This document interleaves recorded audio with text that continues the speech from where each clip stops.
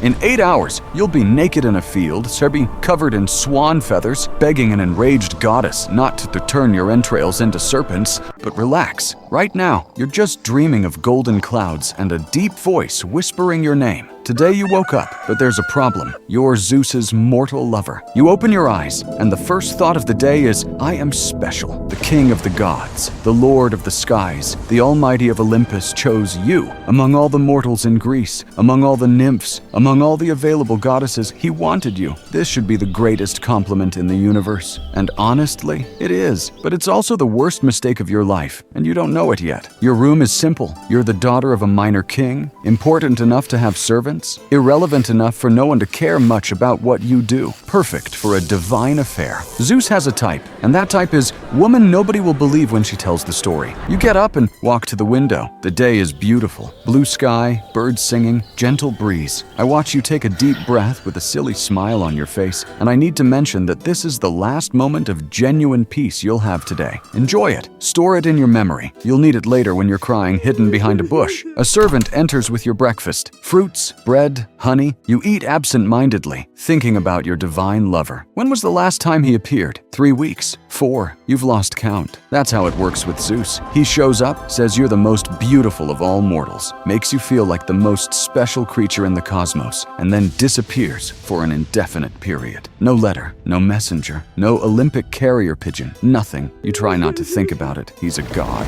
Gods are busy. He has lightning bolts to throw, titans to keep imprisoned, a kingdom to rule. It's not like he's out there doing the same thing with other women. I'd love to maintain that illusion for you, but that would be cruel on my part. The morning goes on peacefully. You embroider. You stroll through the gardens. You do all the things bored princesses do while waiting for their divine lovers to return. At some point, you stop near a lake and stare at your reflection, wondering if Zeus is thinking about you right now. He's not. He's in a village 3 days away, disguised as a traveling merchant, convincing a sheep herder that she's the most special mortal he's ever met. But you don't know that yet. At noon, something strange happens. The sky darkens, not naturally, like rain clouds, dramatically, theatrically, divinely. Your heart races. Could it be him? Has Zeus finally returned? You run outside, looking up expectantly. Thunder begins. Lightning cuts through the sky. It's beautiful. It's terrifying. It's everything you imagined. And then, from the middle of the clouds, descends a swan. An enormous swan, white majestic, with eyes that shine like stars. It lands gracefully in front of you, and you stand there, trying to process the situation. Zeus, you ask, hesitantly. The swan makes a sound you interpret as confirmation. I need to pause here to appreciate your expression. You expected the most powerful god in the universe. You got a giant duck. And the worst part? You're trying to seem grateful. You're genuinely making an effort not to show disappointment. Is this love or desperation? Honestly, in your situation, probably both. The swan Zeus makes more sounds. You don't speak swan. This is a communication problem that nobody on Olympus seems to have considered. You try to guess what he wants. Food? Water? Affection? You opt for affection and make a hesitant stroke on the divine feathers. This was apparently the right answer because the swan seems satisfied. The next hour is you, in the garden, petting a swan, while your servants watch from afar, trying not to show how absurd this scene is. You imagined epic romance. You got this. And the worst part is you can't complain. He's a god. What are you going to do? Ask him to transform into something more attractive? Excuse me, Lord of Olympus, but could you be less waterfowl next time? Eventually, the swan leaves, flies back to the clouds without explanation, without farewell, without indication of when he'll return. You stand there, covered in feathers, trying to understand what just happened, but your day is just beginning. Around 3 in the afternoon, you feel something strange, a presence, a chill down your spine that doesn't come from the wind. You look around, and at the edge of the garden, you see a woman. She's tall, imposing, beautiful in a way that makes you feel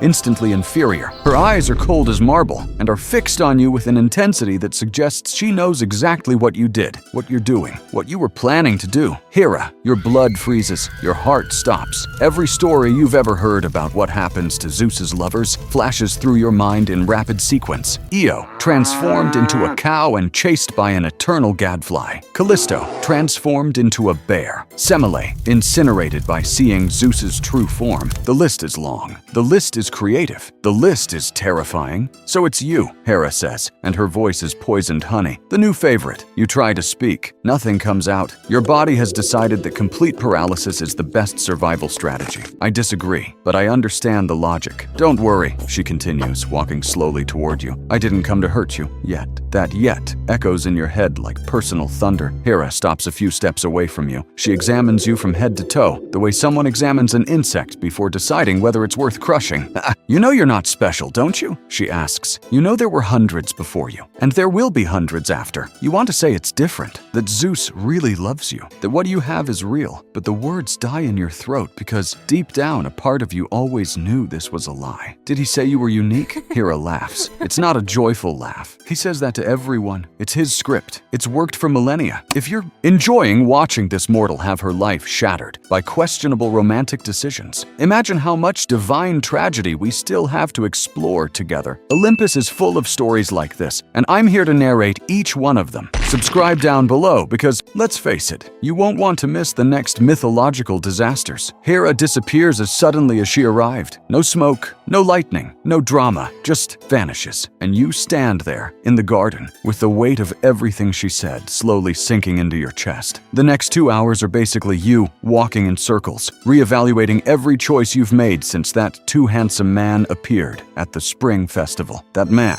who you now realize probably wasn't even a man. He was a god disguising himself specifically to seduce you. What seemed romantic now seems calculated, but you don't have time for prolonged existential crises. At dusk, Zeus appears again. This time, at least, he has the decency to look human. Tall, majestic beard, eyes that seem to contain storms. He smiles when he sees you, that smile that melted your heart the first time. My beloved, he says, opening his arms. You want to run to him. You also want to scream. You want to ask about the others, about Hera, about why he appeared as a damn swan earlier. But what comes out of your mouth is, I missed you. I understand. He's literally a god. It's hard to maintain composure. Zeus hugs you, and for a moment, everything seems fine. His warmth is comforting. The smell is of ozone and distant storms. You allow yourself to believe that maybe, just maybe, you really are special. I need to tell you something, he says, and his tone changes. Your stomach sinks. Nothing good starts with that phrase. Hera is suspecting, he continues. I need to stay away for a while. To protect you. To protect you. How convenient. He's not abandoning you. He's protecting you. He's not running from the consequences of his actions. He's being noble. I almost admire the mental gymnastics, if it weren't so transparent. How long, you ask? I don't know. Maybe a few months, maybe a year. You feel something break inside you. Not dramatically, not visibly, just a small crack in the illusion you built about this relationship. But I'll come back, he promises. I always come back. And that's the tragedy, isn't it? He probably will come back. At some point, when it's convenient for him, when he's bored with the next affair, and you'll be here, waiting, because what else can you do? You're mortal. He's the god of the skies. The power imbalance is cosmic. Zeus kisses your forehead, whispers a few more empty promises, and disappears in a flash of divine light. You're left alone in the garden, with the sun setting, slowly realizing that this is your future, waiting indefinitely for someone who will never prioritize you. Night falls, and you dine in silence. The food has no taste. The servants try to cheer you up. Nothing works. You're processing what it means to love someone who can literally turn you into any animal if he gets bored. Before sleeping, you go to the window one last time. The sky is full of stars. Up there, somewhere, Zeus is on his golden throne, probably already thinking about the next mortal he'll call unique. And you'll sleep. You'll wake up tomorrow. You'll continue existing in this strange limbo between being too special for common mortals and too irrelevant for a god. You lie in bed, close your eyes, and the last thought of the day is, at least he didn't turn me into a cow. Yet, sleep well. Tomorrow, everything starts again.